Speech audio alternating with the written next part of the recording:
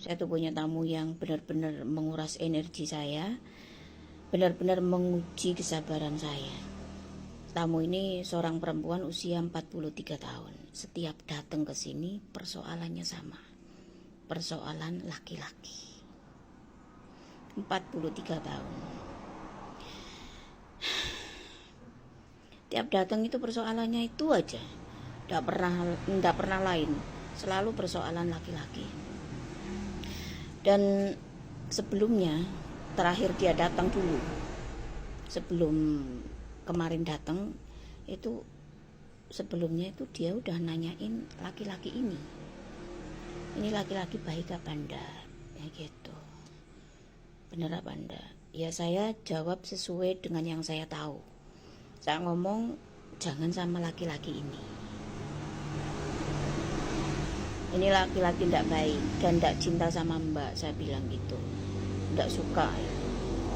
Tapi dia selalu ngomong dia itu cinta, suka, dan orangnya perhatian pun. Orangnya perhatian, sayang, bla bla bla segala macem gitu kan. Yang baik-baik lah dia ceritakan.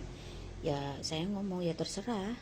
Tapi yang saya tahu dia itu enggak baik, saya bilang gitu. Akhirnya saran saya enggak dipakai.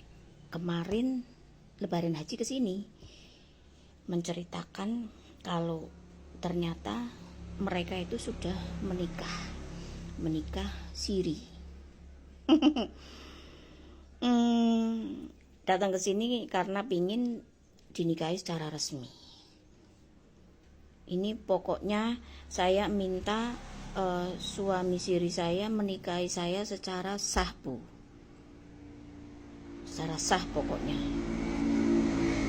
Lalu saya jawab, ini mohon maaf ini mbak, mohon maaf sekali, ini yang saya tahu ya, saya bilang gitu karena mbaknya itu tanya ke saya jawab sesuai yang saya tahu. Ini menikahi secara siri pun ini dia dengan segala keterpaksaan, saya bilang kayak gitu. Sebenarnya ini kan tidak tanggung jawab sama sekali kalau menurut saya loh ya, saya bilang gitu. Akhirnya di situ dia cerita semua, kalau kontrakan, motor, listrik, PAM dan lain sebagainya itu dibiayai si perempuan ini semua. Kalau misalnya laki-laki ini suami sirinya ini mau pulang ya diongkosi sama perempuan ininya gitu. Terus dia juga selingkuh kayak gitu kan. Ya saya cuma senyum-senyum aja lah. Saya dulu udah pernah ngomong, saya bilang gitu kan, jangan sama laki-laki ini ndak baik. Kenapa tetap dilakukan, saya bilang gitu. Lah kan ya memang resikonya akhirnya seperti ini. Dia nangis. Tapi dulu enggak seperti itu, Bu. Dulu enggak seperti itu. Dulu itu saya kan cuma ngomong sayang. Buktinya dia tanggung jawab. Enggak tanggung jawab. Ini enggak sama sekali tanggung jawab. Ini ada perempuan lain yang memang sebenarnya dia cintai, tapi bukan mbaknya. Gitu loh. Ini mbaknya nyosor terus. Jadi mau enggak mau ya dinikahi secara siri. Tapi untuk menikahi mbak secara resmi dari hati yang paling dalamnya laki-laki ini enggak mau, saya bilang gitu. Ini orangnya masih muda, usianya di bawahnya ini perempuan. Dan Lebaran Haji kemarin itu saya sempat live dan ada tamu ini yang ikut live aja ikut emosi ikut emosi karena dia tuh ngeyel gitu. Jadi dia tuh ngomongnya gini, apapun perlakuan dia pada saya, yang penting saya dinikahi secara resmi. Pekokan dia kayak gitu.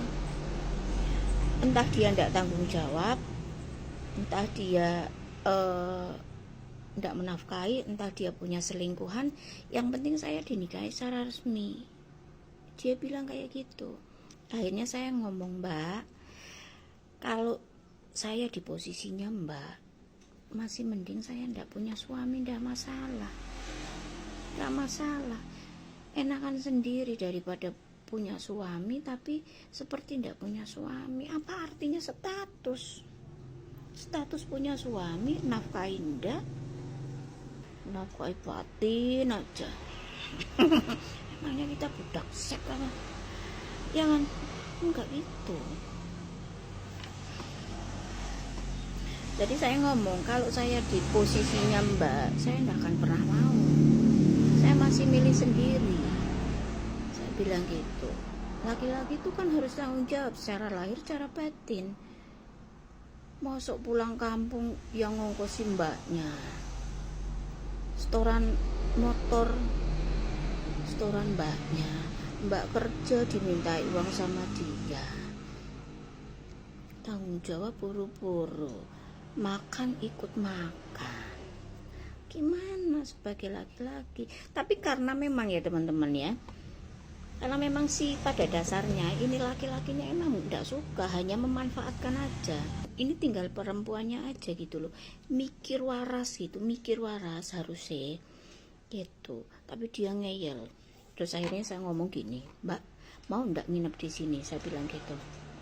Dia ndak mau. Dia ndak mau nginep di sini. Akhirnya dia pulang. Saya paling ya hanya menenangkan.